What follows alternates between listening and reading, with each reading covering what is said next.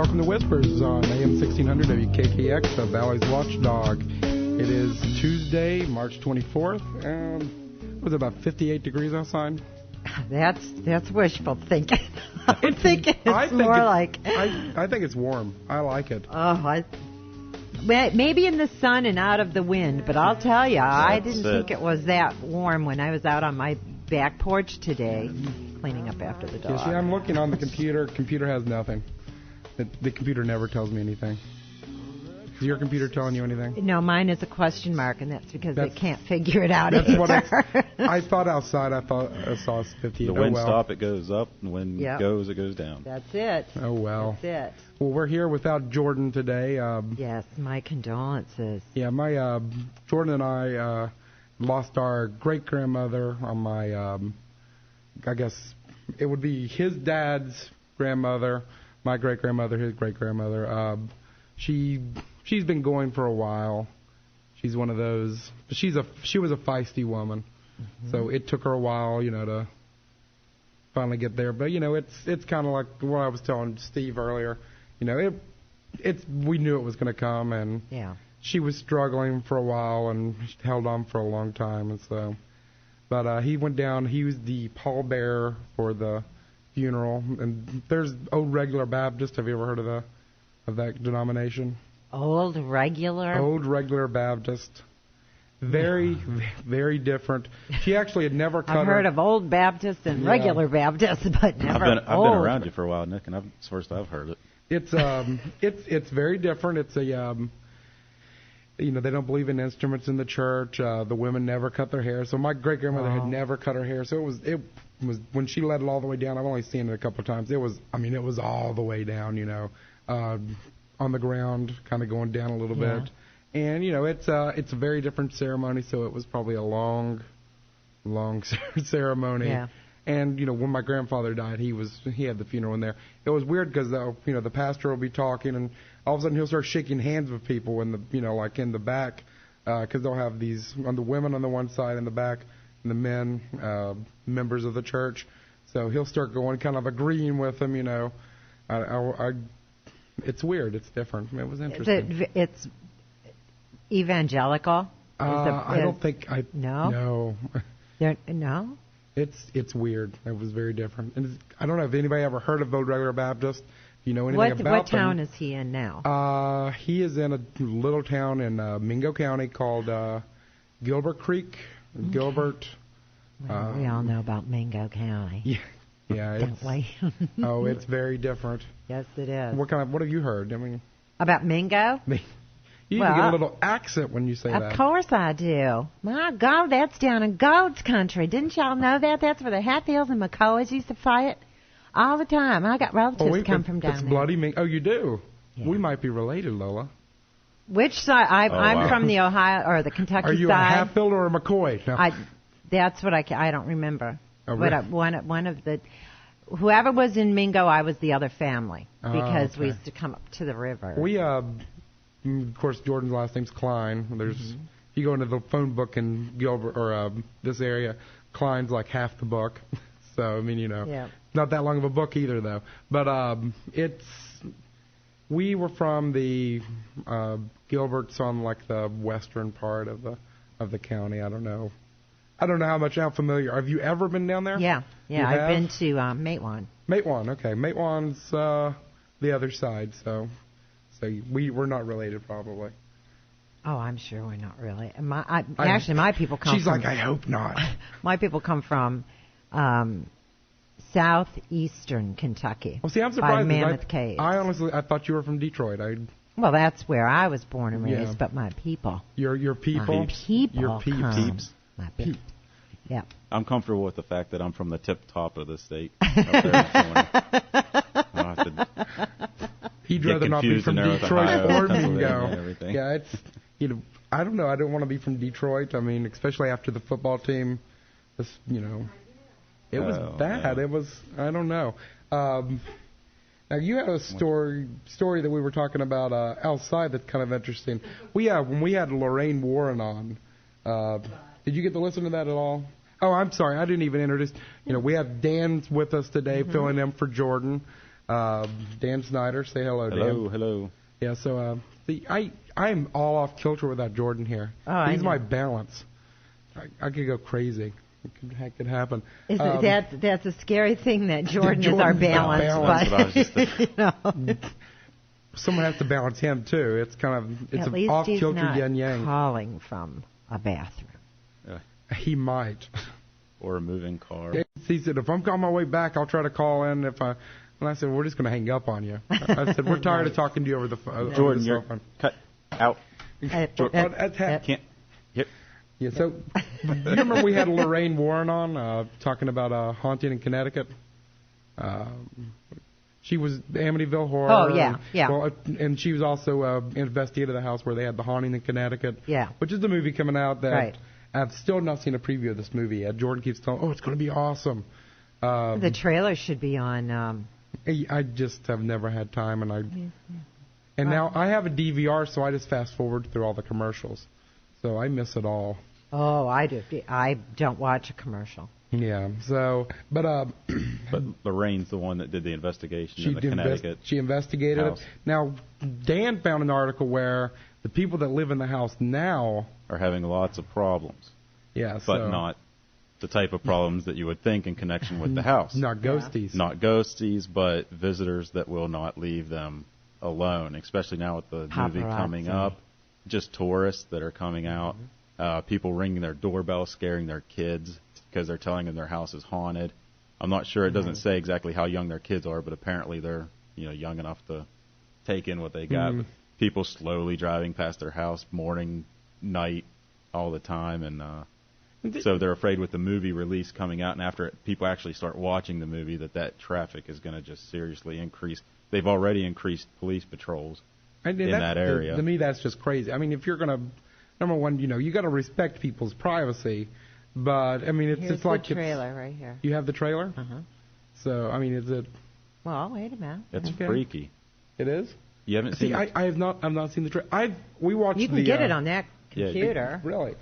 We watched it was on A Haunting. Have you ever heard of that? Jordan actually went and bought the video, A Haunting, with the actual, from Discovery Channel, I believe it is, or A&E, something like that, with the movie, the actual story. I mean, because talking to Lorraine, she's like, they've added all kinds of stuff. I told her about the 1920 seance cast members on Internet Movie Database. She's like, seance? There was no seance there. She was very upset with a rooster crowing in the background. So... Well, this haunting, if you know anything of, like, they move into this house, and I think it's a teenage son takes up his bedroom in the basement. Yeah, and the teenage son, if it's the one I'm thinking of, he was having cancer. They had moved there actually so he could get treatment at somewhere locally for his cancer, and they actually put them down for, according to the A Haunting episode. Down into, this used to be a morgue, the house was. Right. So they put their beds down in the morgue part. It was a funeral home. A funeral home, yeah. Okay. And this is where they kept the bodies, that's where they put them. And I guess they would see people standing in the corner like all night, just milling about, scaring them half to death. And their mom and dad are like, there's nobody down there, And so you'd see the videos where they're showing the reenactment. These people are standing in the corner and the kids just kind of like staring at them like, what are we going to do? And it was pretty scary. It was like it because the area where they actually prepared the bodies was in a separate room in the basement. The door was locked, and I guess apparently it takes them some time to get into. But I mean, just the preview alone is just creepy to me. That type of stuff. I'm not necessarily the biggest believer in all this, but your imagination can still take over and play games. I can tell a story here, in a little bit about when I worked the midnight shift at the McClure House, security. I'd freak myself out all the time. Yeah. Just I'd go down through the hallway, there's hallway some freaky corridors. People to stay there too. Well, there was, especially on the weekends, and but I would just get this feeling, and I didn't believe, but you just get this feeling that I was afraid that if I turned around, there was going to be a figure at the other end of the hallway, just standing there, just staring at me. Well, what's one of the best scenes in any scary movie is the long hall, and as you're walking, the hall is getting longer and longer instead of close. Oh yeah, that's. Well, I mean, I always think of when the Shining, where the kid's riding his big wheel down the hallways, and every time we turned the corner, you're thinking, oh, there's going to be somebody there. Yeah. And they just let it keep going. There's nobody there. There's nobody there. All of a sudden, they're there, the two little girls. The twins, yeah. The twins, Have you guys, either one of you, freaked yourself out with the mirror? Like the bathroom medicine chest, you open it, you get something out, and then you stand there for a second going, okay, yeah. I know. Do I shut this or not? I was talking to somebody about the Bloody Mary, where you turn off the lights and say Bloody Mary in front of the window. Oh, I did that in junior high. Did it work? Never even heard of it. You've never heard of that? No. You go. We're gonna have to take a break here in a second. You're gonna have to go do this. Go to the bathroom. You go into the bathroom over here. You fill the sink up. I've never heard of fill the sink up. Oh, see, the one we did, we filled the sink up. We had to hold our breath. Maybe that's why it didn't work for me. We had to hold our breath, stick our face in the water for so long, then come up, and we supposedly have marks on your face. But I've never heard of this one. Not doing that one. Yeah, it never worked anyway. The one I heard was you stand there and you say Bloody Mary 5 times, and then when you turn the lights on, there's supposed to be somebody behind, like in the mirror with you. Have you ever heard of? You've never? No, I've never heard of this. But I will go on our break. I will go in the bathroom, and so I go in with the lights off, stand in front of the mirror, say Bloody Mary 5 times, and flip the lights on. Yeah. That's about it. If anything happens, you've got to run the rest of this show. Oh, we'll just turn it off. We'll figure it out. I'll call the we won't cops. even be back in here. We'll just we're not back on after the break. Something's happened. So we're Amanda, come save us from evil spirits. Gosh. Now, if anybody out there's heard of this, and it's I don't know, I guess girls do it. I remember there was a Supernatural episode actually that featured that we were talking. Jordan and I have been watching Supernatural, and got my wife hooked to it. She loves it. Have you ever watched it at all? Mm-mm. Really good show. You should try it out. But these people did it at a sleepover, the girls, teenage girls, and they're waiting. Then all of a sudden, shouldn't have smoked one that of them joint died. before they did it. Well, one of them died, and then every time there's a mirror, there's somebody in the mirror watching them or something, because I guess they unlocked the doorway that should never have been unlocked. Or what was that on? Supernatural. Wasn't there just a movie called The Mirrors? I don't know if that's got anything to do with it or not. That's I don't know. What was that? Kiefer Sutherland. Yeah, he's weird, anyways. Yeah. Oh, do not say anything about my Jack. I like Jack Bauer, but he's still a little weird. His dad, Damn Donald it. Sutherland. What? Damn it. I haven't got to watch the latest episode of that. Oh, from last night? From last night. John and I agree. They belted up all week as being the most compelling episode yet. No, not so much. It was one of those episodes that, and like Lost, everybody's got to do it. You have to have one episode that sets up the next line in the story, and I think that's what last night was. We're on catching 24. up. We're trying to catch up with Lost now. Heroes was good last night. I need to start watching Heroes. I've lost track of so much. I watched TV. the first 2 seasons, and then I kind of lost track.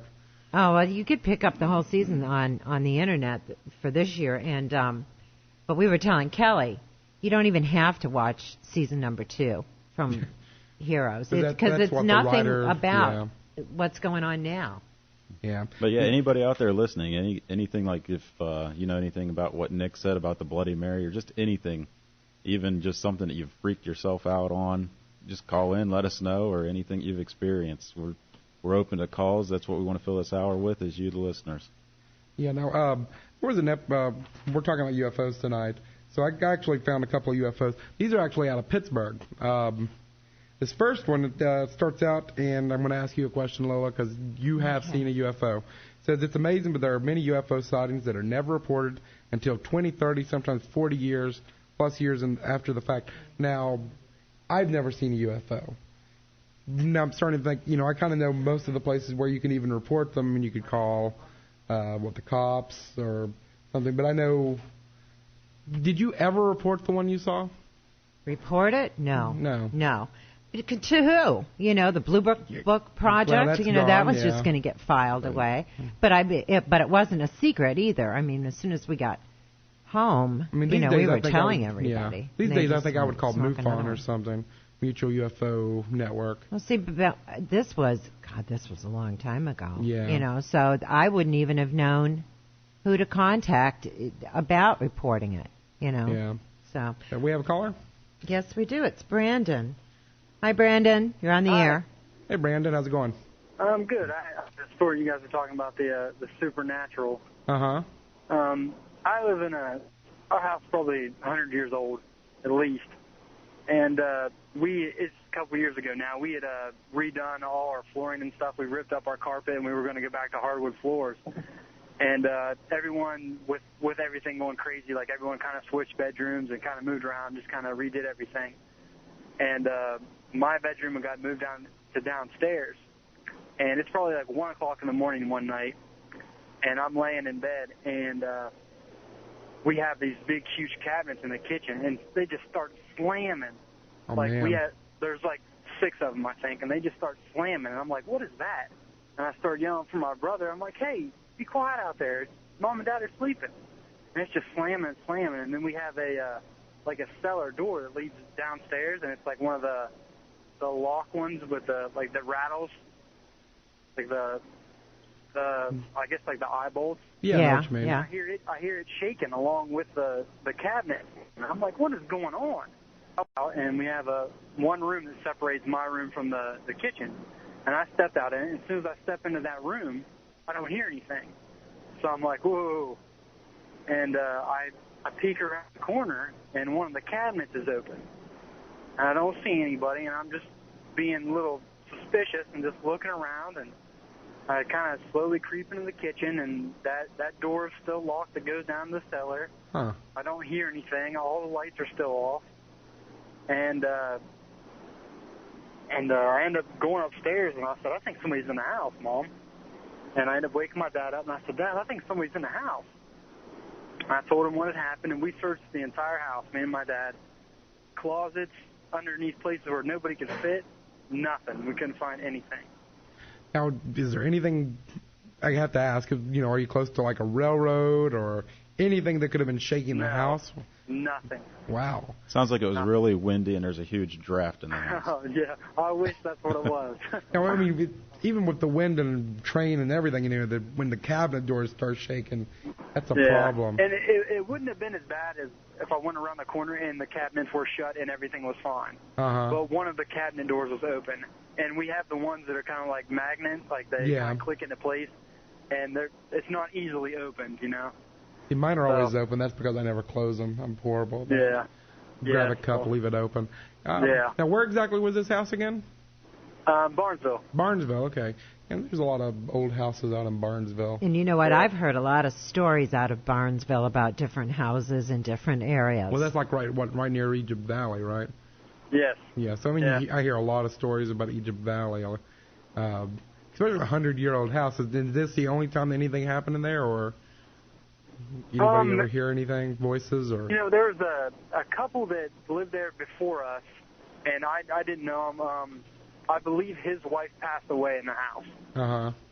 And it was kind of been off and on, like the dog's doing weird stuff. My mom had thought she'd seen something like out of the corner of her eye, and the dog would like lift her head up and look, and then the dog would like come over and like huddle up beside her like it was scared. Stuff like that had happened, and my mom would be upstairs and thought someone walked in the house and then yelled down, thinking it was either me or my brother, and then no one would answer her. And then like what happened with me was like the final thing, and like we ended up having like the preacher and stuff come in. Yeah, I think that's when you start calling. Yeah. And I mean, that, we were talking about UFO cases never being reported. Ghost cases are never, there's nowhere you can report them, where, and it's hard. You get a lot of people, you get a lot of kooks out there, I've seen people walking through the house. I think that's one of the reasons why a lot of this stuff's never, investigated to get, verified one way or the other, Yeah, I agree with you. Yeah, but thank you for your call. Oh, thank you. What do you think you'd do to a house like that? Sell it? No. No? No, it depends on, get somebody in that can actually figure out what the spirit wants. It might be something as simple as doing something for it and it's going to leave. Now, you've got your new doggy at your house. Mm-hmm. Has it started staring into corners and stuff? Yes, she's done that. Yeah. She has done that. Although, Amanda was at my house. Oh, really? And Now, granted, the house was it was after my mom's. It was my mom's wake, so there were tons of people, but she never said anything about feeling anything necessarily when she walked in the house. But she did feel things from certain people, like I should have a grand niece or nephew soon. I'm hoping, but but that was and I meant to ask her specifically. You know, did you feel? Because my house is really old. Yeah, and there's a lot of old houses around here. I've always been curious. I'd like to, grab Andrea. Let's, go out and hit all the hot spots. Yeah. It'd be cool if we should try to talk her into going to the prison. She won't do it. She won't go into the prison? Really? No. And I don't. Honestly, I don't know if I blame her, I guess. No, if you were that in tune with spirits, that would be a scary. Why would you open yourself up to a place of nothing but malevolent, evil spirits? And see, that's something I always thought. When we go before with the other tours, like the one, remember Sherry Breakwater that we had here? She has a woman that comes and it's a psychic that gives readings at the prison. They have the waiting room or where people would meet. She'll give the readings in there, and I always wanted to ask the woman, but she stays busy the whole time she's there. How can you even give a reading with somebody when you're right here at Grand Spook Central, kind of, if everything flowing in. Well, speaking of the pen trip. Sure. Paula called, and she definitely, I don't know if we've got a slot open, but I know she's going to drop the money off this week. It's 35? 45. 45, okay. So. And she wanted to know about age limits. We were going 18 over. I mean, just, what's the age? It might be her oldest daughter. She's like 16, 17, something like that. I'll talk with Jordan and see. I have to check the rules that they give us. I would think legally there may be some problems if you're not an adult. They sent us all this paperwork. I've got to go back through again, and I cannot remember if there was an age thing on there. But you want to go ahead and we'll take a break here. And now if you want to give us a call, tell us your story. Is your house haunted? See UFO? Scare yourself? Have you went to the mirror and said Bloody Mary? I'm going to do that now. You're going to go do that now. Go do the Bloody Mary now. So give us a call, 304-214-1600. Out of the area, 866-514-1600. Very good. I'm getting good at this. Yes, you are. Yeah. So where's our music? I'm your balance. Dan's got to be my balance today, so. You do it so well, Dan. I've been off kilter all day. You won't believe. I'll tell some of the stuff that's happened to me today. It's been a crazy day. So we'll be right back with you. AM 1600 WKKX, the Valley's Watchdog. You're listening to Whispers.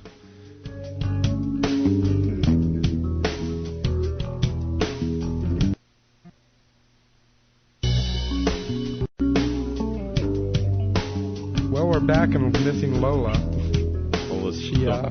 You know what? I think she got confused. I did not think it was going to work. She's down the street at the bar going, Bloody Mary, Bloody Mary. And they keep refilling. They like 5 times. She's starting to see stuff. She doesn't even need a mirror. Yeah. Pink elephants. Don't we have pink elephants around here? No, I did look this up on Wikipedia, the authority of all authority. Yeah. It says it's a game in which a ghost of the same name, or sometimes other names such as Mary Worth, is said to appear in a mirror when summoned. One of the more common ways participants attempt to make her appear is to stand before a mirror in the dark, most commonly in a bathroom, and repeat her name 3 times, though there are more. There's one here, in some versions they say, Bloody Mary, I killed your son. Nice. That's just really Or I killed your baby. Yeah. Oh. And murder confessions to a dead person. We need to send you back in there. Or you say it 13 times, and Snopes has it. 13? Yeah, I did it 5. Did you do it 5? Yeah, well, you told me 5. How you weren't in there that long. How quick did you say it? Bloody Mary, Bloody Mary, Bloody Mary, Bloody Mary. It's actually abbreviated. BM. So, and I would, but I couldn't think of one. The other versions say you say Hail Mary, but it's Hell Mary. So Hail Mary. It's the different one, yes. So, nothing happened? Jeez, I was hoping. Well, she didn't stick her head in the sink. We should have made her stick her head in the sink, like she's bobbing for apples.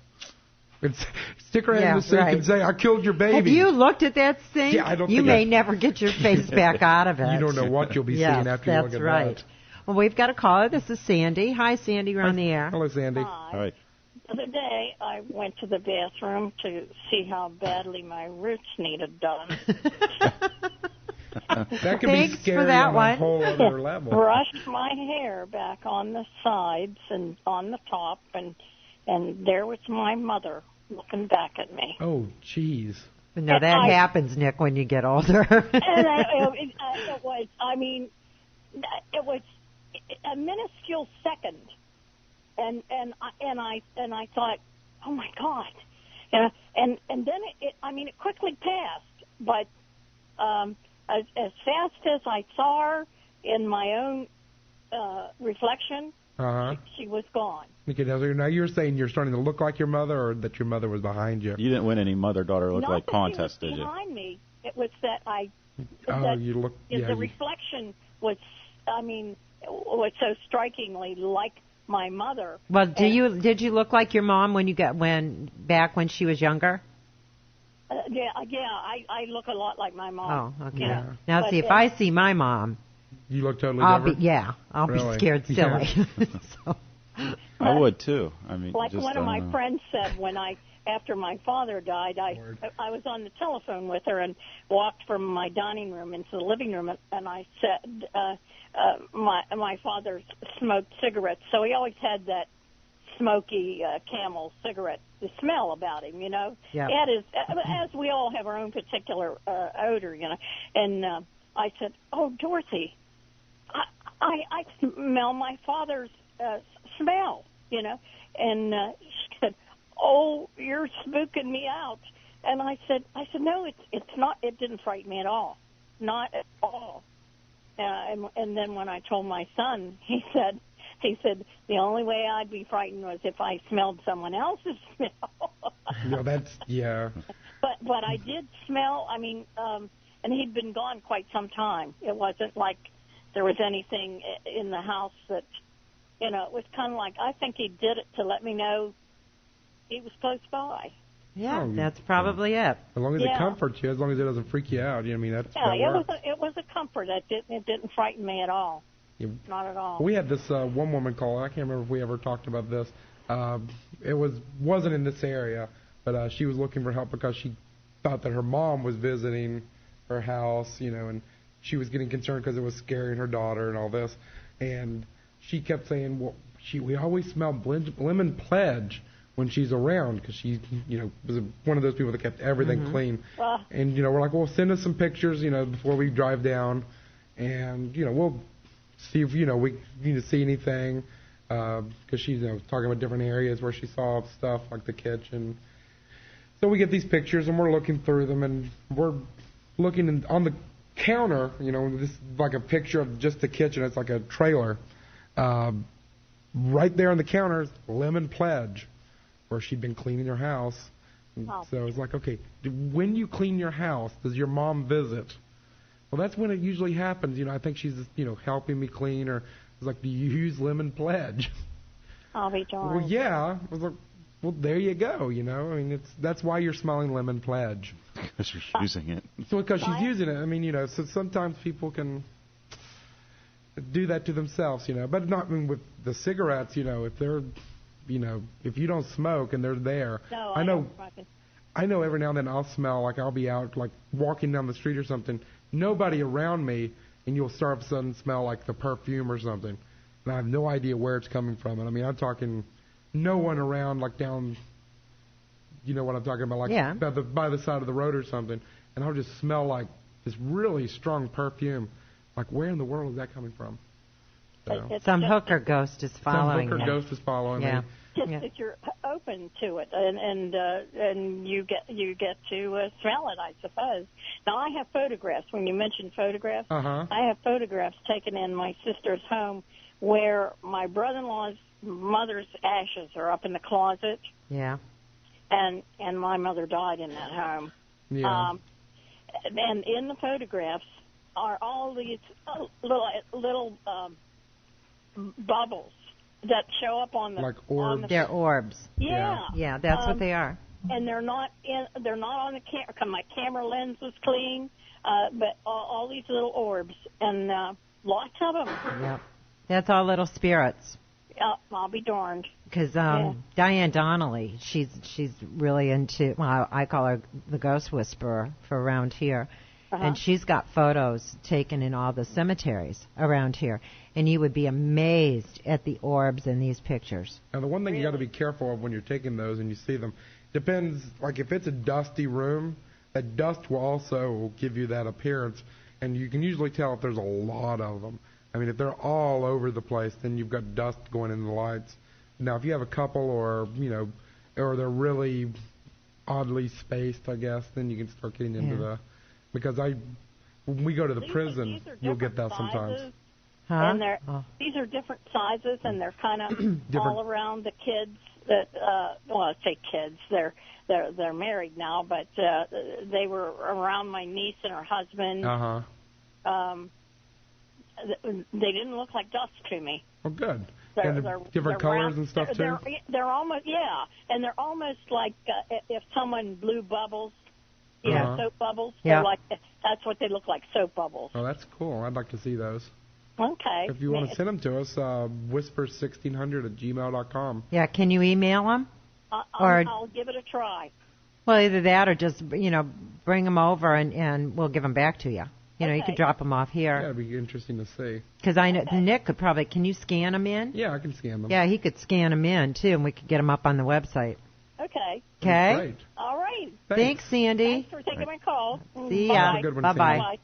I have relatives who a few years back, I won't go into detail because I don't want to talk about who they are because I haven't talked to them, but whether they want me telling this, that's why I won't mention names or anything. But I have relatives who had one of their sets of parents died in this house.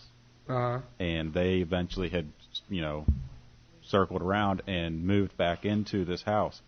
And I don't know how, it's an older house, but they have stories of the parents, mostly the mother, I believe. They have stories of hearing her or spotting something quickly and stuff, to the point there again of when I've visited that down, like outside of their house, I would always get this creepy feeling that out of the old bedroom window that they passed in. For somebody who does not believe. I told you I have a very overactive imagination. I'm telling you, That's why the pen trip is going to be fun for me, because I have a whole different outlook on it than other people And might. you know who's going to run out crying like a little girl? Him? Yep. I just want to know who's going to be behind him. I think Sammy. We're going to start a poll before we go. We'll have all the names who's going to punk first? Yeah, we're going to, have minutes, 20 minutes in. Don't be, my name better not be on the top, because I'm telling you, y'all will lose money. I am not going to punk on this trip. Lola will lock herself in a cell and hold out. I will. I'll get in a corner and just go embryonic, but I am not going to. We'll have to wait for dawn to get her out. But I'm not going to run out of there screaming. I'm not. I'm just telling you. I have faith in you. Because I know everybody's thinking that that's what's going to happen. 20 at I got 15 on Lola. What minute are we going at here? Dan's going to be the one. He's going to be the one that's going to walk out of there. We'll never get him to admit it. But he's going to be the one to walk out a full believer by the end of that night. But he'll never admit it because he's been so adamant about. Now the top of it, when you say the top of it, the top pull, for money, and if anybody wants to call in and bet, we'll... Now we can't. This is for entertainment purposes only. You can place bets on Whispers Radio. We'll get Sammy to handicap this, but at the top is you won't even walk in, and hopefully you'll be able to walk into the lobby. You guys, I'm telling you. I think Lola's sick that night, isn't she? Yeah, Lola's. She came there with the flu all of a sudden. Oh, I knew. I can feel it. I'm going to be really ill sometime in May. Right near the end. Third week. Now, we were talking about the movie that we talked about with the mirror. Have you ever heard of Candyman?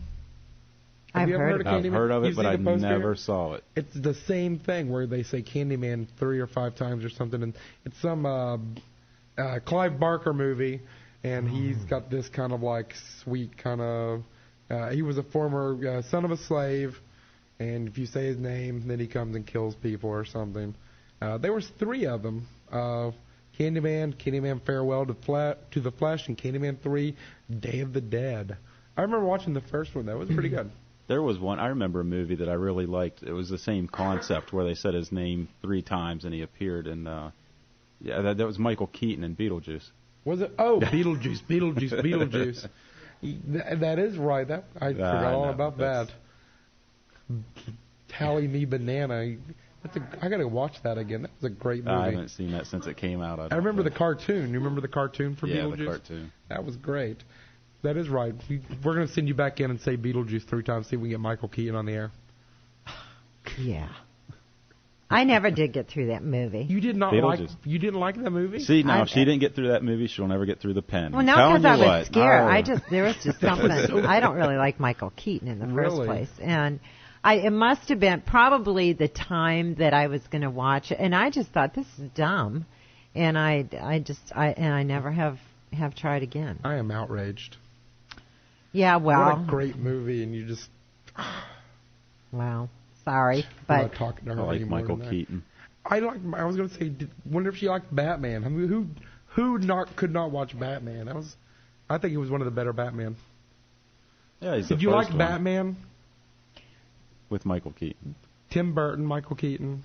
No, Jack Nicholson. To tell you the truth, I haven't seen any of the Batmans. The only one I really wanted to see is The Dark Knight. You've not seen that and either? Batman Returns. I've got that on my really DVR. Good. But it's like 2 whole separate spins on Batman. You got the serious one, and then you got more of the cartoon. Yeah. Almost kind of. Well, that's why weird. Okay, Tim Burton thing. I love Tim Burton. I love him too. That's why I like. I love his animated. Yeah. Nightmare Before Christmas. I've never seen James that. and the Giant Peach. That's really good too. I've never seen Nightmare Before Christmas. I need to watch that. Oh, that's really good. Yeah. That's really you good. Gotta have okay, a caller? This is Don. Hey, Don. Hi, Don. Hi, guys. Well, I don't know if this really happened. Well, it really happened, but I don't know if there's anything to it. And someone out there might have seen it too. This probably happened, say, 35 years ago, and I've always thought about it, and I'm not really sure what it was. But when I was a kid, I used to go fishing up above Pike Island Dam and that was still back when the train tracks ran up West Virginia side. And I used to go up there, I'd say probably 6 in the morning, just about light. And I was sitting there along the riverbank one time, and I hear somebody behind me, which wasn't unusual because there was always some kid coming up there in the morning. And it was this old-looking, ragged guy wearing what looked to be a Civil War uniform. Huh. Just kind of coming up, walking the railroad tracks. And that was back before anybody was scared of anybody. Uh-huh. And I just turned around and said, hi, just like I would to anybody. And he just kind of shook his head at me and kept walking. And I used to go up there all the time. I had never seen this guy before. Never seen him ever again. Now, is there, and pardon me because I'm not really familiar with the history. Was there a Civil War battle here at all? Yeah. Was there? Not there weren't battles, but I know there was yeah. Some kind of encampment here, right? Well, there was activity around here, but a lot of guys went home, followed the railroad tracks. Oh, yeah. Yeah. If they was coming, but I don't know. It could have been just some old bum. I don't know. But someone found a uniform. It was weird. Was he walking behind you? He was walking up the tracks, going like towards Wellsburg area. I was up on 2 above Pike Island. Now, did you see him walk all the way out, or did he disappear? It was, well, you know what's weird about it? It was just one of those real foggy mornings. So you just kind of seen him kind of go away and kind of disappeared into the fog, just like a ghost would do. But who knows? It might just be fog, and I might be just a dumb kid. I don't know. Some guys listening like, I remember this. I was drunk. I choose to believe that it probably was. Yeah, I was going to say, because the Civil... when a Civil War... now was this Northern, Southern? He had a Union blue uniform on, so okay. it was Union. Yeah, but, that's interesting. And I just often wondered about that. Just through the years, I always remembered that. And like I said, it could have been just some old man, but he never spoke. He just kind of shook his head. We need. Did Jordan ever mention the picture we got from my uncle? My uncle Carrie is a Civil War reenactor, and they were I've out. seen that picture. We showed you that picture, and I can't remember if we mentioned it on the air. They were out doing Civil War reenactment. He was reenacting the southern side, and they're taking pictures of them at the cannon, firing it off. And he knew, who was at the cannon, because, they all know everybody, each other. Well, standing at the cannon, I think there's 2 people that were not there. One of them holding one of those sticks, they use to push the ball down, and then someone else at the end. And he said, number one, there's 2 sticks there. They only had 1 stick. He knew the guy that was holding the stick. The other guy, no idea who it was. And then the other one, no idea who that was. And that was a really creepy picture. I think that just stirs it up. So that'd be interesting. Jordan should have had a camera. Jordan has that picture? Jordan has that picture. I need to scan it and put it online. I'll have to see it. Yeah, it's a really cool picture. I just thought I'd throw that out there. Maybe someone else has you. seen something similar. I don't know. Now this is up above Pike, the Pike Dam? Yeah, above Pike Island Dam, Dam. West Virginia too, Did he have anything else detailed, like a canteen, a gun? I really didn't pay attention. I just remember he was just an old, kind of a tall, thin, old guy. Huh. And I don't know. Of course, you don't pay much attention because I'm more worried about fishing. Yeah, of course. Did you catch anything that day at least? Well, I always thought so. I was, probably 11, 12 years old, whatever, it was. But that's my little story. Well, thank you for your call. Okay, we'll talk to you later. Thanks, Talk to you later. Yeah, I've always wondered, you hear a lot about the Civil War ghosts. It'd be cool. I wonder if there's any ghosts, over, and I don't really pay attention too much to Europe and stuff from, like, World War II. If you'd like to make a call, please hang up. I don't want to make a call to you. No, but she does have a nice voice, doesn't she? Well, I'm married. Yeah, me too, but I want to talk to that woman one day. We got to find her. Dan, you're Dan. What am I talking about? Steve was talking about, and I've been listening to him talk about the theme park that's coming up here. Have you heard about what the theme is for the theme park? Wild Escapes. Well, Wild Escapes. That's the name of it, what but the I don't know actual what the theme is? Amusement. Well, no, it's the giant. An 8-year-old giant. Yeah, that leaves his toys laying around. His toys laying around. Oh, okay. Okay, we have 4 minutes, and that was our guest. Oh, okay. We have nothing on the website about him. Yeah, it's up. He said there wasn't anything on the website. I just posted it before the. Well, I'm just telling you what he was grabbing about. So we've got 4 minutes to the top of the hour break. And okay, I like the theme though. It's not up here. Well, see, my idea was that you could have, where you pay for your tickets and stuff. It could be 2 big feet, and you have to walk between his legs. Yeah, and I heard what the entrance. Yeah. I heard what Steve Tarr said about the Patch Adams. I think he misunderstood what you were talking about. Oh. I don't remember. I remember the movie, but not everything. Sure. But it says it's up there. Well, it would be interesting to just have the big 8-year-old as the entrance. Yeah. I don't know if they're planning on having like a huge child, but what the hell? Look at Vegas had that cowboy for years and years and years. Was one of the landmarks. That Vegas sign too. I thought it was really, really big, and I was all excited. Oh, I get to see that "Welcome to Las Vegas" sign. Mm-hmm. It's really small. Really? Yeah, it's probably only about 20 feet tall. And I just was amazed. Anyway, it'd be like seeing the Hollywood sign, and it being only like 5 feet tall. It'd be Yeah, but it's really big, but it's really the Hollywood sign is really crappy.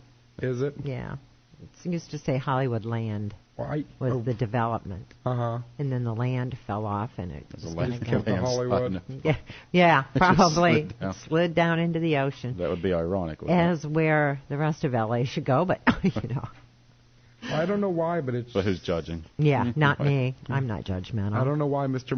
Marzulli's post is not going up, but I have published it.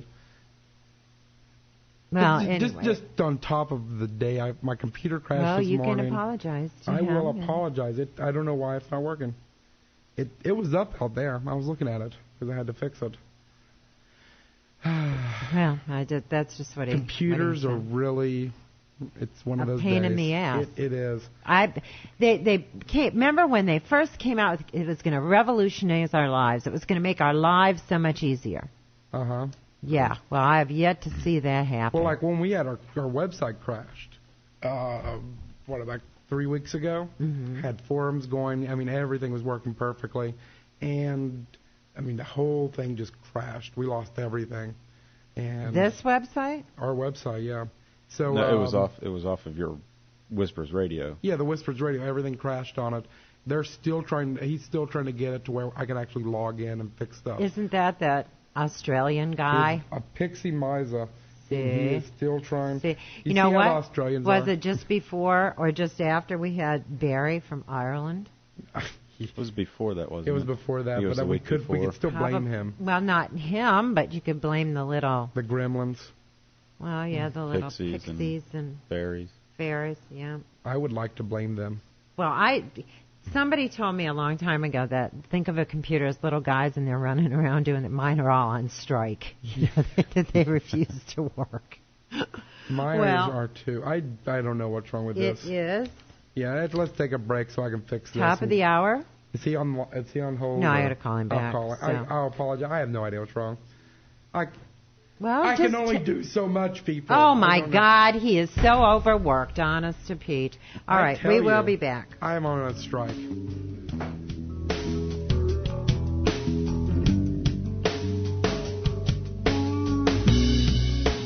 Pulling out at first dawn's light.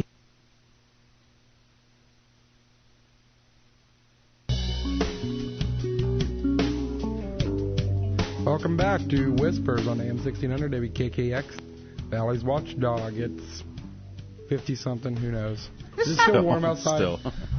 Yeah. And what is it? Sammy, what? It's not too bad. A little bit chilly, but it's nice compared to what's been. At least it's not cold. It's not Sammy snowing. has joined us now. Hello, Sammy. How's it going? Doing good, buddy. Yeah. I mean, I enjoy the show. I come in tonight. Well, thanks. It's been a long day. Hey, I can relate to that. So, now you're balanced from both sides. Ask Lola for every day. Yeah, She does bouncing back and forth. It's taking more and more people to balance me at this point. An update, we do have, the website is now working. I did get a wrench out and hit it. It is updated and it has Mr. Marzulli's stuff on it. There we go, Lola. Okay. Boom, it's fixed. Okay, L.A., you're on. All right. Great. Well, hello, Mr. Marzulli. How are you doing today? Hi, guys. How you doing? Yes. Good. How are you? Sorry about that website. It was up earlier, and then I don't know what happened. It's been one of those. It's been a bad month for that website. I don't know. Have you ever had any trouble with yours? Sure, all the time. Well, not all the time, but yeah. I hear what you're saying. Right? Yeah. They've got it up and going now. There Great. we go. Thanks, guys. Appreciate that. Now, your latest book, Alien Interviews. I actually was looking at a copy of it last night. You can buy it on your website, download it as a PDF, which is what I did. LAMarzulli.net is the website you can get that at. How did you get the idea to do something like this? This is very different than what a lot of other books I've read that deal with this subject. Well, first of all, thank you for that. I appreciate that, and I hoped also that it would be a little different. And it is different because there's 17 interviews that I conducted, which make up, of course, the body of the book, and then I weigh in at the end of the book, and kind of, in a little sort of a chapter that says, what does it all mean? And I give the reader my 2 cents on the phenomenon. But what's interesting about it, and the reason why I wrote it, I was actually on a show, and the host was really rude. He went on for like almost a half an hour rant, saying that UFOs and the whole alien phenomena with abductions, crop circles, alien implants, cattle mutilations, all a bunch of bunk. So he just took all this evidence and he arbitrarily decided, because it's his show, that this was just a bunch of nonsense. And so no matter what I presented to him, it was immediately ridiculed, and sources were just, this guy was obviously a shill. Sure. And I was incensed because, this guy's really doing a disservice to many Americans who have had experiences like this. Look, if it was 1 or 2 experiences every 10 years, I wouldn't be writing about this stuff, okay? Exactly. Wouldn't say a word. But there are roughly 400 experiences, 400 sightings, actually between 300 and 600 sightings per month. Now, that's up in some places like Canada, well over 50%. so that more people are seeing these things. It's not going away. There's a saying I constantly use: while we may disagree as to the causation of the phenomena, we can agree that it is real, it is burgeoning, and not going away. And so I was incensed, and rather than call up the guy and get angry at him on the phone, I decided to write a book. What better way to to express my views?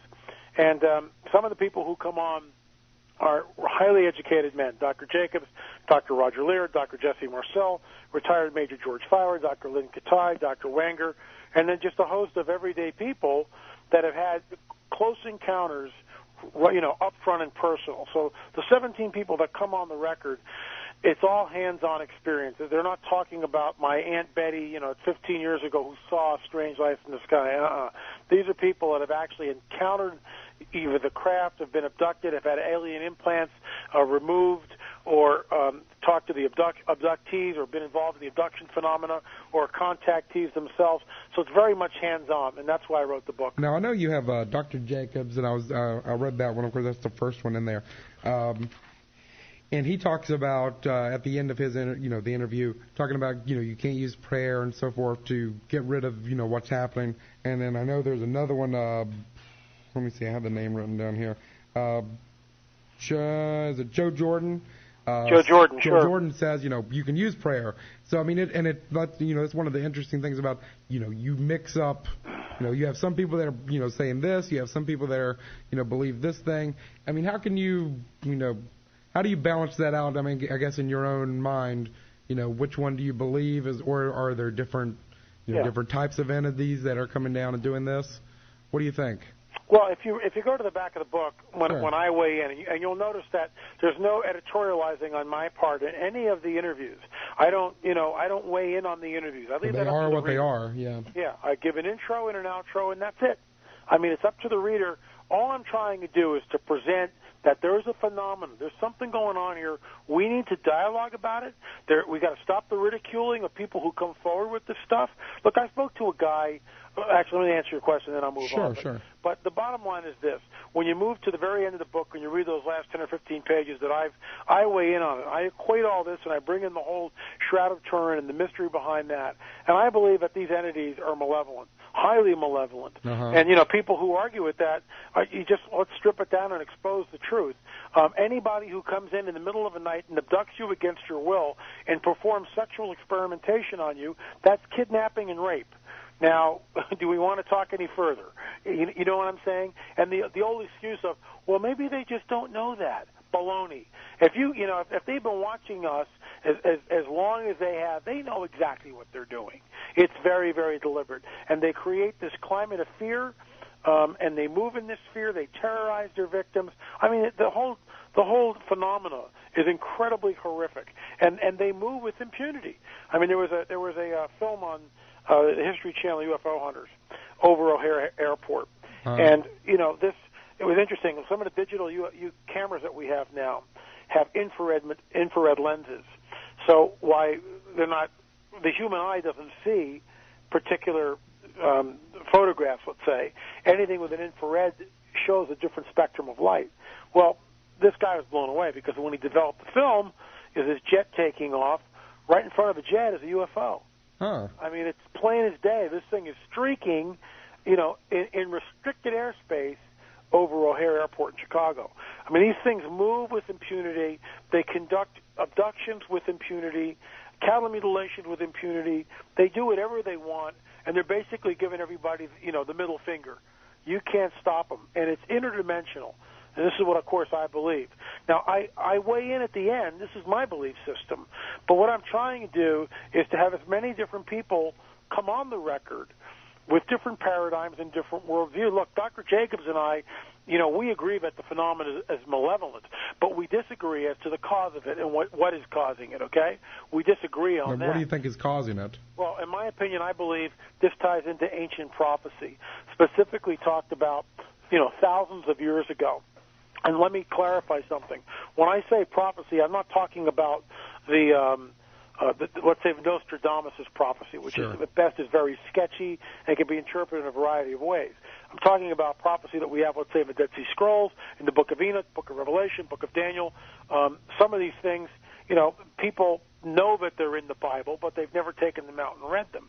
And these prophecies are very, very specific as to what is going to happen. And let me just give you a few of these. It says that even the elect would be deceived if that were possible, that men are fainting from fear from what is coming on the earth. There'll be signs in the skies and in the heavens. Okay, that in the days of Noah, it will be when the Son of Man returns. What the heck does that mean? Specifically, it means that we need to look at what differentiates the days of Noah from any other time in history. And any student of prophecy, and certainly the Dead Sea Scrolls, the Book of Enoch, you're immediately going to find out that this is a reference to the Watchers, or the fallen angels, known in the Hebrew as the Benayo Elohim. These guys were screwing around, literally, and they were the reason for the flood. They were fallen angels that came to earth, had sex with the woman. They created a hybrid race called the Nephilim. And these Nephilim probably, in my opinion, and others, Steve Quayle certainly weighs in on this, were responsible for the megalithic structures that we see around the planet. For instance, Baalbek, Teotihuacan, and others. Perhaps even the Great Pyramid. I mean, no one really knows who built the Great Pyramid. And they don't even know how they built it. The story of, people using stones and moving them into place and stuff. And right. It's hard to swallow at times. Well, I just watched something on, I think it was one of the Discovery channels or something over the weekend, where a French architect has taken, I don't know, some computer program that breaks down three-dimensionally and you can build things, I don't know. But anyway, he claims to have come up with a theory on the pyramids anyway, that there was a ramp that runs just inside the walls of the pyramid, and that's how they managed to build it, because it would be in the inside. I don't know. Anyway, but what I wanted to ask you about was... I saw the same program, by the way, and it was an internal ramp that was built at the same time that the pyramid was built. Unfortunately, there seems to be scant evidence, even at the end where they showed the infrared view of the pyramid, there seems to be that perhaps his theory is right. But it still begs the question, how does one take these megalithic stones? When you go into the king's chamber and you look with any amount of discernment at the way these stones are fitted in the king's chamber, I mean, give me a break. We'd be hard-pressed to do that kind of stonework today with modern cranes. We've tried, and we can't even do it. Well, I honestly, I don't believe that the Egyptians did it on their own. Likewise, I find that hard to believe. What I wanted to ask you about was this Dulce, New Mexico, that whole theory of... the aliens coming to terms with our government and having, this huge laboratory 1 mile down into the earth, and that we have consented and are working with them on biological and genetic experiments on humans and on animals. And I don't know. I just thought that guy kind of sounded... like that to me, I just can't. Talking about Norio Hayakawa? Yeah. I'm familiar with Norio's work. And what he's talking about is something that is so foreign and so bizarre that we immediately shrink from it. And yet what we see in the ancient manuscripts, specifically the Book of Enoch, we see exactly the same sort of mischief. You could also make a very strong case, maybe not a very strong case, but certainly a good case, that perhaps the ancient mythos of Greek mythology, where it's talking about centaurs and minotaurs, are actually real. In other words, they were genetic experiments. Let me explain something. Let me elaborate on this a little bit. When I was researching the material for my first novel, Nephilim, this is like 10 years ago now, over 10 years ago, I interviewed a gentleman who works at Amgen. And this man is a geneticist, man. He really gave me the background that I needed for Nephilim and opened my eyes to what is going on at places like Amgen. Now, these are places that we know about. This guy was kind of a low-level tech guy, nothing in secret. And I asked him, what kind of experimentation are you guys doing? Now, this is 10 years ago. Low-level geneticist, okay? Yeah. This is the kind of stuff that they're doing. And he was able to share this because it wasn't classified. They would isolate first the gene which causes a firefly to glow. They would take that gene and inject it into a frog's egg. and then the offspring would be a frog that would glow in the dark like a firefly. Okay? Yeah. That's 10 years ago from a low-level geneticist. Who knows what these guys are screwing around with? But what I had a really hard time with was, like you said, they move through time and space completely unmolested. Why would they even deem it necessary to come up with an agreement with humans, let alone our government, to do these type of experiments? I don't get. I'll tell you. And look, I've walked with this thing. I've walked down this path for 2 decades, or well over 2 decades actually. And I've hit some crossroads on that path that were very, very disturbing. And sometimes I would linger at those crossroads and debating and trying to, my mind would reel. When I first got into the abduction thing that Dr. Jacobs was talking about, I read about 20 pages and put the book down for about 3 months. Wouldn't get back, couldn't read anymore. Didn't want to know about it. It was that disturbing to me. Now it's like it's no longer a shocker because I've embraced it. It's part of my worldview and part of my paradigm, and I've learned, and it fits in with what I believe. Here's what I'm saying. We go back into antiquity, specifically the Book of Enoch. If you go back into the Book of Enoch, you will find a quid pro quo, something for something. There is a trade. The fallen angels come, and they want access to the females. That's what they're there for. But for some reason, they just can't take them. There's a trade that happens, and the trade is this. They trade technology, albeit it's primitive technology from our standards today. But back then, thousands and thousands of years ago, that technology didn't exist. And that's in the Book of Enoch, which is, by the way, thousands of years old, found in the Dead Sea Scrolls. And it talks about this quid pro quo arrangement, something for something.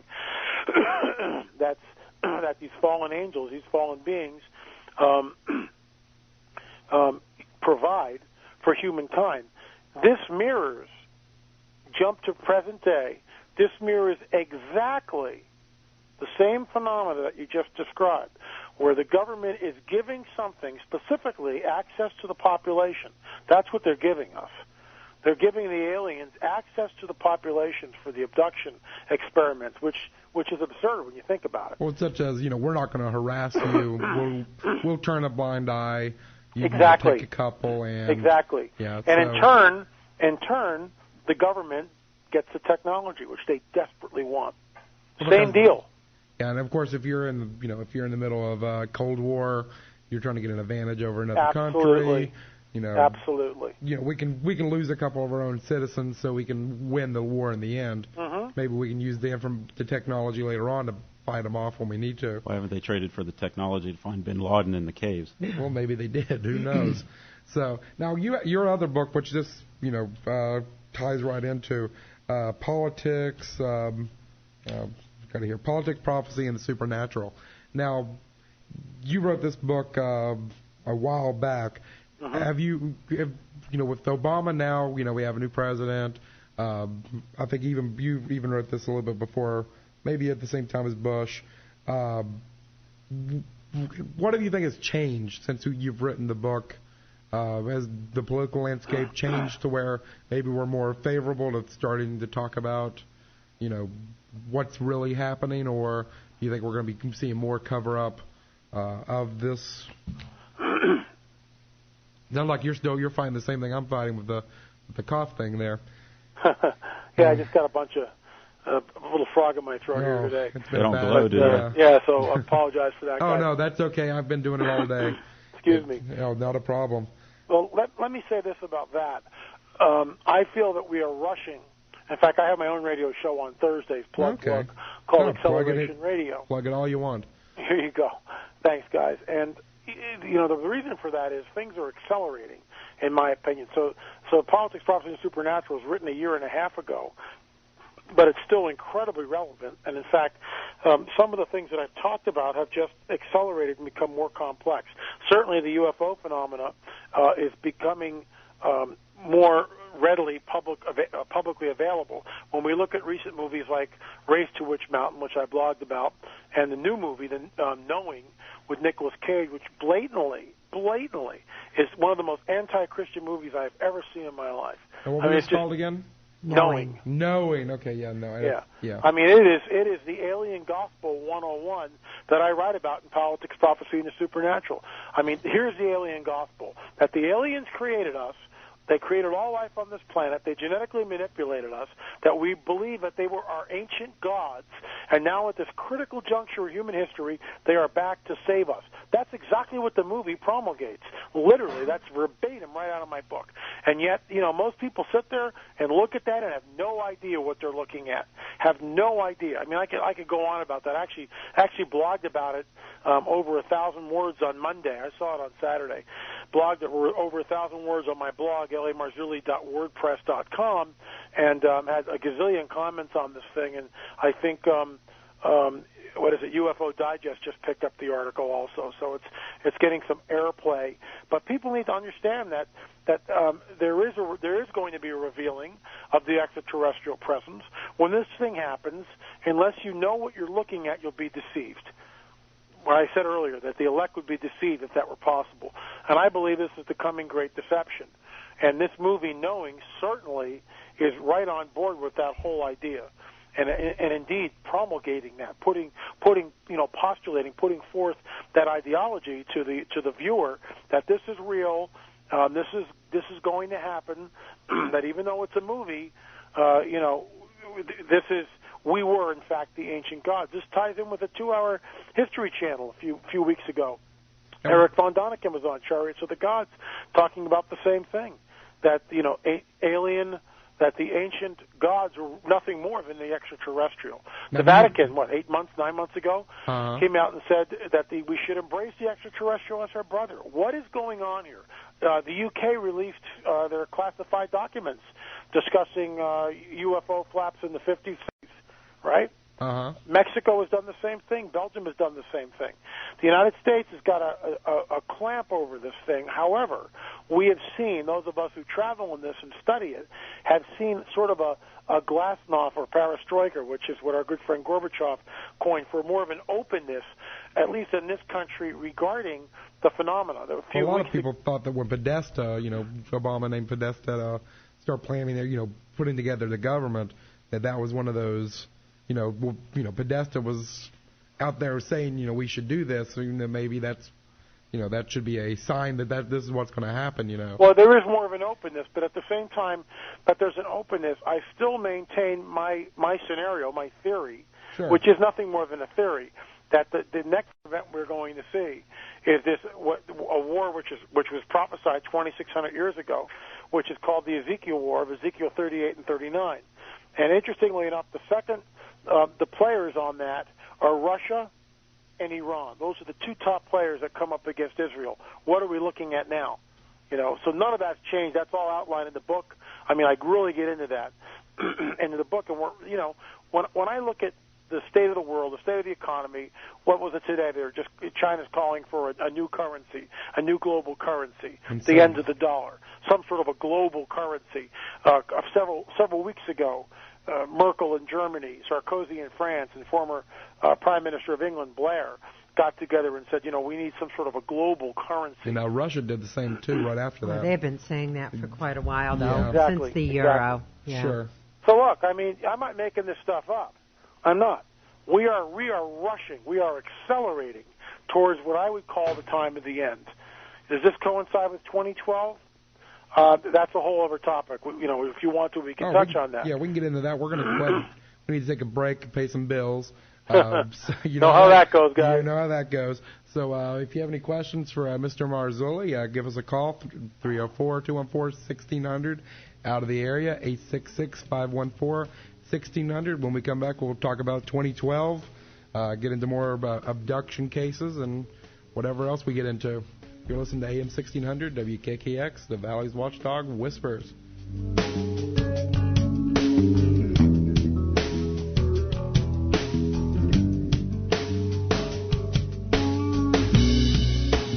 Pulling out at first on.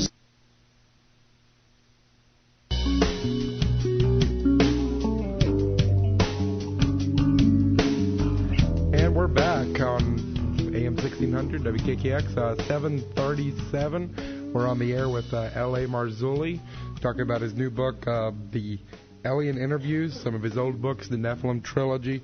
I'm going to have to read this. Right down my alley. I love this kind of stuff. And then politics, prophecy, and the supernatural. Are you still with us, L.A.? I certainly am, guys. Now, we were talking over the break amongst ourselves.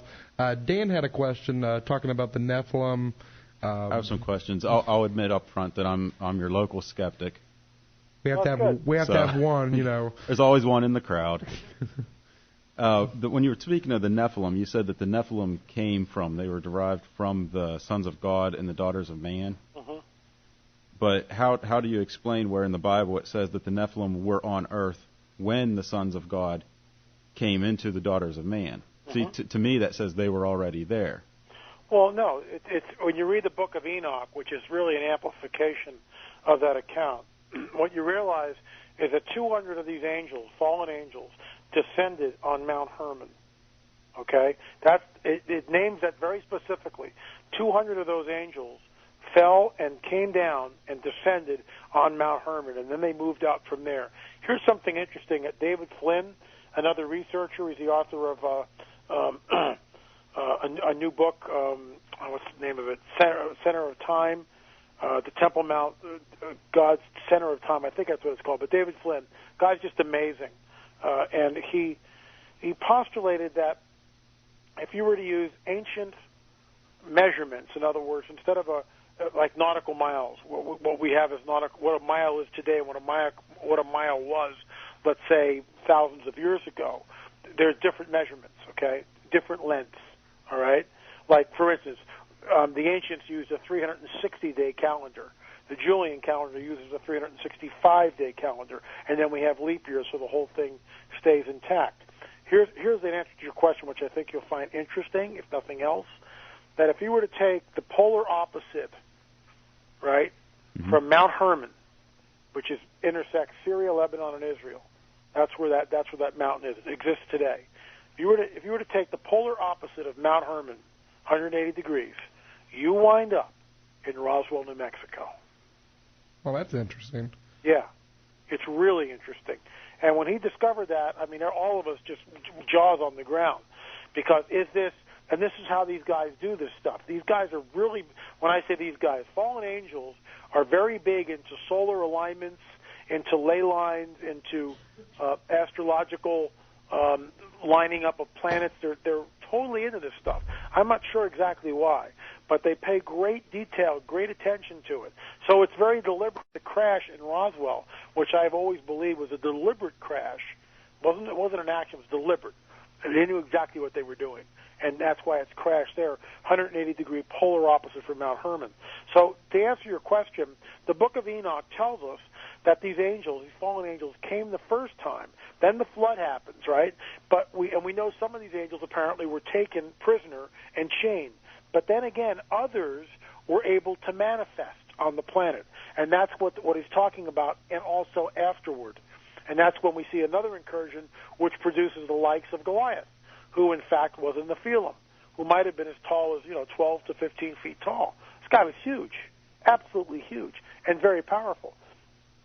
Now, talking about the ley lines, I've never read anything. Is Roswell lay on any of lines, or even Mount Hermon?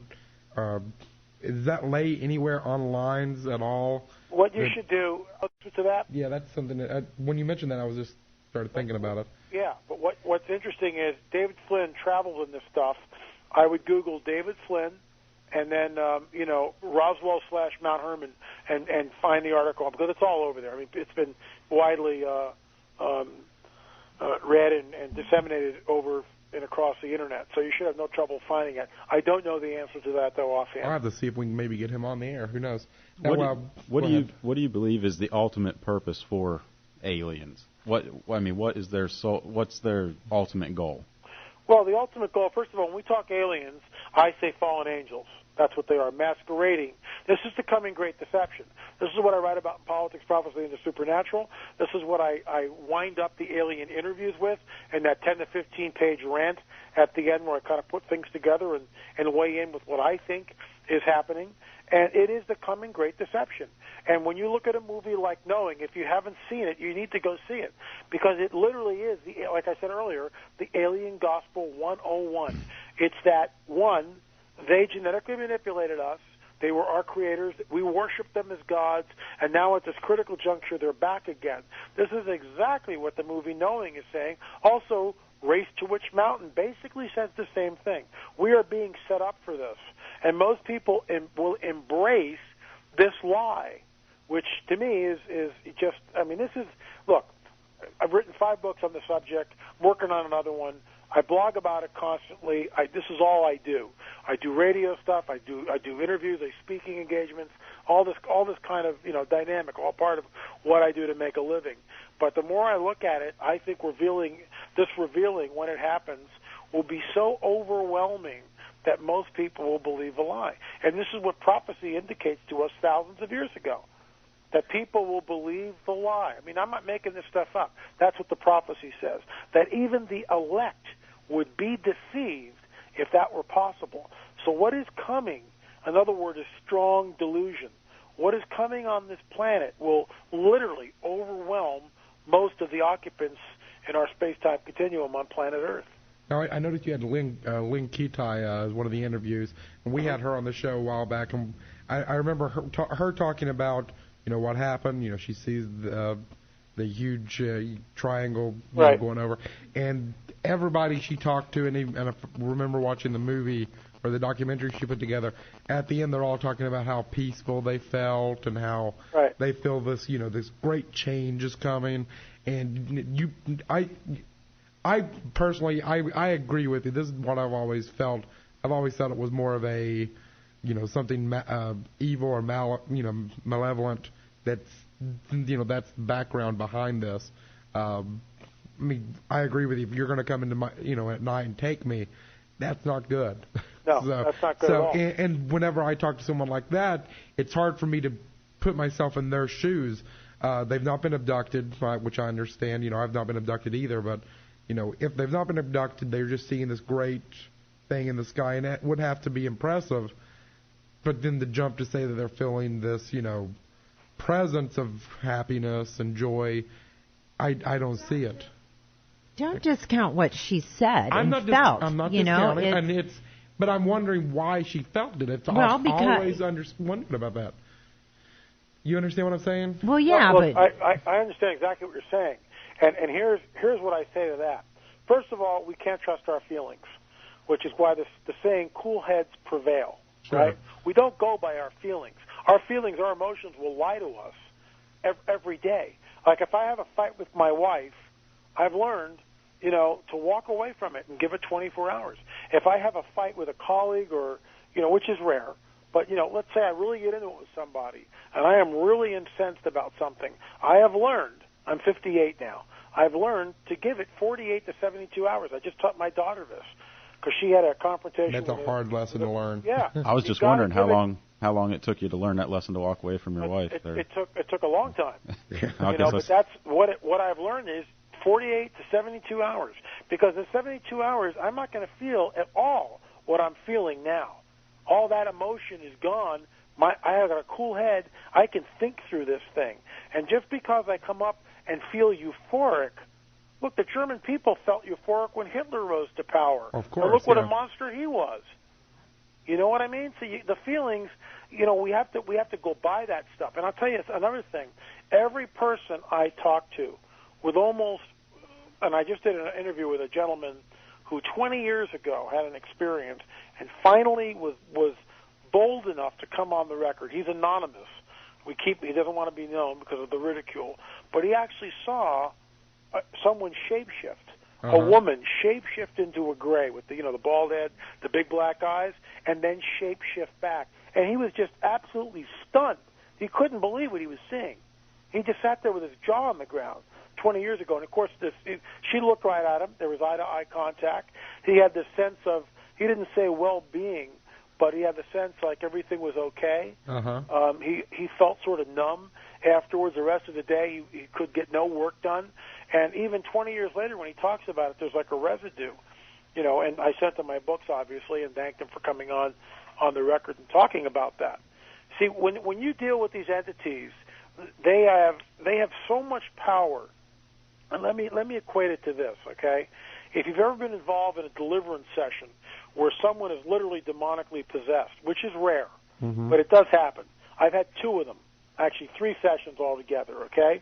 And when you're around it, if you're not prepared for it and you don't know what you're facing, and we walk into it with sort of a cavalier attitude, you are overwhelmed by the presence of this force, absolutely overwhelmed, and you can't even think.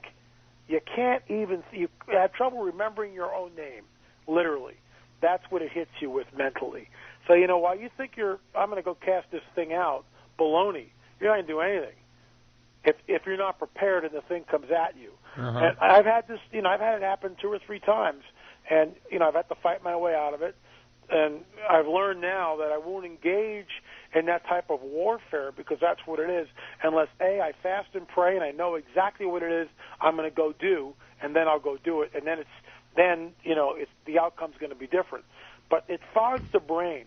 I mean, they're incredibly powerful. They're not, and most everyone I've talked to that's had hands-on experience one-on-one with these entities or seen, let's say, the Stevensville Lights or the Phoenixville Lights, okay, or the Mexico Flap, or, you know, just the flaps over in the English Channel. Just, I mean, whatever you want to say. One word seems to come out of everyone, and that I was overwhelmed. The experience was overwhelming, and that's my whole point. The experience is overwhelming, but that doesn't mean what you're looking at is good. So you mean, so it's the initial reaction, and then we kind of start getting the fallout of what's actually happening behind it. That's what you're saying. Well, once we start researching into the subject. Well, that would be, you know, if you see one, and then you have and you're researching, most of the time you've got time to do that. Sure. But if the revealing happens, there's no time. Yeah. If a 3-mile wide craft appears over Washington, D.C., Los Angeles, Dallas, Texas, and, you know, Paris, France, you're not going to have time to think. You know, sounds like Independence Day. Yeah. Now, are those the ones that you believe? By the experience. Are those the ones that you believe are going to be triggered by the war in the Middle East? Yeah, I do. That's my personal theory. How long from now? I could be wrong. Could be wrong in that, but that's what I think is going to happen. Well, I have a question from a listener. He wanted to know if you think that the Nephilim are going to, now this is very disjointed because it's coming third person, Glastonbury tour, it's that megalithic structure that's very close to Stonehenge. Right. And it lays on or it's situated on 2 ley lines. And right. He was wondering if you thought the Nephilim had something to do with that, and then with the New Jerusalem. Well, the New Jerusalem, you know, that's really disjointed. The Nephilim is one thing, and New Jerusalem is something else. The ancient megalithic structures that are scattered around the globe, I believe many of them were built by the Nephilim. Specifically, and my favorite one is Baalbek. That's the one I write about in Politics, Prophecy, and the Supernatural. They house the largest 3 stones ever quarried by human hands. I mean, literally. And they're there, and you can't slip a credit card between them. And it's different than the pyramid in Giza. Giza is this huge plateau. You've got room for ropes and elephants and ramps and all this other nonsense, right? You got room to stage some sort of a massive building project. Not so in the Bekaa Valley in Lebanon, where Baalbek is located. It's not there. It's a very tight little area. You don't have room to stage all this stuff. And it begs the question, how the heck do these guys move these things? These things are huge. Plus, just a short distance away in the quarry is the largest stone ever quarried by human hands. So this thing is I think it's over 65 feet tall. The sides are like 14 feet wide. I mean, it's just ridiculous. It's like, you know, what are these people thinking? And Occam's razor, which tells us that the simplest answer is usually the best, archaeologists won't get in. They have no answer. They have zero answer how these stones were moved, who did them, and why. We know it dates back way into antiquity. So no one knows who placed them there. But Occam's razor would tell us that, gee, if you had a race of giants, 20, 25 feet, 30 feet tall. Guess what, folks? You get 50 of these guys. On the count of 3, fellas, ready? Boom. And that's how I believe these things were built. Not by men. Men may have assisted, but the giants did the moving. Now, you all go ahead, Nick. No, you also believe that the latest Indiana Jones movie has some type of forewarning? Look, the Indiana Jones movie and the new movie Knowing are all part of the same ideological bent that Hollywood is feeding to the masses. And what we must realize is that this is propaganda, in my opinion. This is absolute, blatant propaganda. The message of the Indiana Jones movie essentially is exactly the same as Knowing, even though it's a different plot line and a story, right? Different characters, different setting, different era. But the theme is the same, and that is, I'll say it again, the extraterrestrials created us, and they were the gods in which we worshipped. What happens at the end of the Indiana Jones movie when that huge saucer, right, comes up from underneath this ancient Mayan temple? What does that tell us? That tells us that the Mayans worshipped E.T., that they were their gods. It doesn't come right out and say that. It doesn't say that anywhere in the movie, but that's what it's implying through the scene. Yeah, it's between the lines. Right between the lines. Yeah, we're running out of time. Just want to make sure we get out a couple of plugs. LAMarzulli.net, your website. That's M-A-R... M-A-R-Z-U-L-L-I. Yeah, want to make sure we get that correct. LAMarzulli.net. There's a 2-for-1 special right now. Politics, Prophecy, and the Supernatural for $10 plus shipping and handling, and we send you the Alien Interviews, which is an ebook, 140 pages, packed with links, YouTube links. If you want to get into this stuff, it's a great book. We send you that for free, and it's just for $10. I mean, that's nothing. You can't get plus that shipping anywhere. And handling, you get both books for $10. And then I also went ahead and put up a link to your Thursdays, the Acceleration. That's right. Your show on Thursdays. And that way they can catch more if they're enjoying what they're listening to. And go ahead. Yeah, you just go to my website again, lamarzulli.net. Mm-hmm. There's links right to the Acceleration Radio. And I'll have to get a hold of the Nephilim trilogy, see what that's all about. But thank you for coming on with us. It's been great. We'll keep in touch. I appreciate it, guys. Thanks so much. Mr. Marzulli. Have a good one. Bye-bye. Now, Lola, I know you're kind of a skeptic on this. Makes two of us. Thank you. Sammy, let's hear. Three. Okay. I am going to defend my position because I'm not as much of a skeptic. I do think that if, let's say, everybody agree with me, give me at least this, that if their fallen angels came, how would be the best way to integrate themselves into their goal? I think it would be to set themselves up as the gods. And we had Patrick Heron here. You weren't as much skeptical as him. He said the same things. You just liked Patrick Heron better because he had an Irish accent. No, that's I'm sorry. That's not it. It's. I just don't think fallen angels are flying around in flying saucers. Spacecrafts and saucers. But what if they were? Why would they find the necessity to do that? They would have powers anyway. They have the ability to mix right here beside us. They have the power anyway. Yeah. But during the Greek period, during the Egyptian period, it's easier to say, I'm up on Mount Olympus and I'm a god. You have to help your god. So now you can't do that anymore, so what's the next thing? You integrate yourself into the scientific community, into all. I mean, who's to say that? Well, there are some people that say that the presidents are reptilians. Well, that's could be the same like the thing. TV series V. Look at John McCain. Yeah. I mean, seriously, John McCain's a reptilian. Look at his neck. I'm not buying a lot of this crap, and he lost me when he said that there was a necessity to come to some kind of an arrangement with our government. Mm-hmm. You've always been a skeptic of that. That's ludicrous. First of all, that there's some laboratory a mile down into the ground, and they're Mesa, doing all these weird experiments, and why would they, if they can fly around in spacecraft and they have all of this intellect and technology. Why come to any kind of an agreement with humans? We're just little guinea pigs to them. So, that loses its argument right there. Yeah. The only thing I can think of, and because I've been thinking about this since last week when we talked about it, the only thing I can think of is that way we don't interfere at all. We don't interfere now.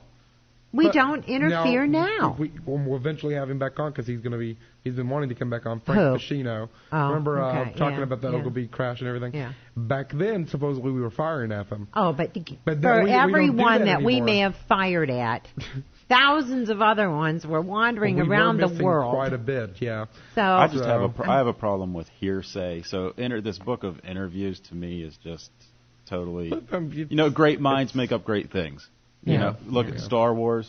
It doesn't exist, but it's a great, Yeah. And aliens and UFOs go right up there with sorry, Nick. I don't want to. What? I don't want to piss a lot of people off, but the minute people start interjecting religion into something that to me is purely a scientific question, yes, sure. That just right away you lose me. See, no matter what though, I feel, and I agree with him on this. No matter what, I don't think they're up to any good. And I'll agree with him on that. If you're going to come and, kidnap somebody and rape them, like he said, I don't think you're good. But what do we do with rabbits? What do we do with rats and mice? Because they are the things that we experiment on. So and something bigger than us is taking us for. That absolutely. Damn, doing end up if they can get here from another galaxy and all this other kind of stuff, then what are we? We are this backward, not even a civilization maybe in their mind. We're the Mingo County of the galaxy. God, now you're the one who's being insulting. I'm saying, you should apologize to Mingo County. That is your hometown. So sorry, Mingo that County. Is where your people came. If I were you, I would be afraid to go down there anymore. Somebody's name just got scratched off the billboard. Absolutely. Welcome to Mingo County. They don't even have a billboard in Mingo County. Well, if they did, your name wouldn't be on it. That's right. If I buy it, it will be. All right, $20. gang, we are done. We are done. I'm sorry, Mingo County. All right. We'll have to get to the point where I'm starting to apologize to people after every show. When's your next show? Let's see, you need to take a page out of my book. I never apologize for anything. The Lola Book of Broadcast. That's right. No apologies, no holds barred. That's right. All right. Well, next week, right now I'm still in the process of nailing down a guest. I have a couple of people that are wanting. I'm holding contests. So. Whoever sends the most. Both of the ones I'm talking to are going to be great, though. We're so in demand that we have to have a lottery for little guests to get on. You know what? We do get a lot of emails. It's crazy. I don't know why. It's called spam. We have this guy from Nigeria that wants to come on. Oh, yeah, and he's going to tell us how we can get our millions of dollars from their lottery. I agree. I believe him. Why don't you guys believe him? Sure you do. All right. Well, until next week, when we have our Nigerian friends with us. You going to be okay, Lola? Yes, dear. All right. Don't be afraid. Only believe.